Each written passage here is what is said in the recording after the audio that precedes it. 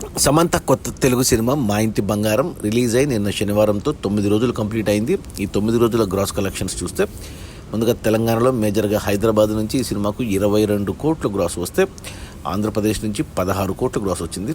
టోటల్గా తెలుగు రాష్ట్రాల్లో 9 రోజుల్లో సమంత సినిమా 38 కోట్లు గ్రాస్ కలెక్ట్ చేస్తే ఇక తమిళనాడు నుంచి 3 కోట్ల గ్రాసు, కర్ణాటక నుంచి 8 కోట్ల గ్రాసు, ఇక ఓవర్సీస్ మేజర్గా నార్త్ అమెరికా నుంచి 18 కోట్ల గ్రాసు. టోటల్గా ప్రపంచవ్యాప్తంగా మా ఇంటి బంగారం సినిమా 9 రోజుల్లో 68 కోట్లు గ్రాస్ కలెక్ట్ చేసింది.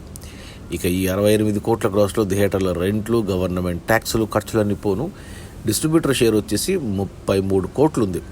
ఈ సినిమా బడ్జెట్ 35 కోట్లు అయితే 32 కోట్లకి ఓటీటీకి అమ్మారు, 11 కోట్లకి డిస్ట్రిబ్యూటర్లకి, థియేటర్లకు అమ్మారు. ఆ 11 కోట్లు వెనక్కి వచ్చి మరో 22 కోట్ల లాభాలతో సినిమా ట్రిపుల్ బ్లాక్ బస్టర్ అయింది. ఈరోజు ఆదివారం, ఈరోజు కూడా నిన్న శనివారం మాదిరి మరో 6 కోట్ల గ్రాస్ ఈజీగా వస్తుంది. అంటే సినిమా 75 కోట్లు 10 రోజుల్లో కలెక్ట్ చేసినట్టు అవుతుంది. ఇక సినిమా మిగతా రన్లో 100 కోట్ల మార్క్ అందుకుంటుందా లేదా అనేది చూడాలి.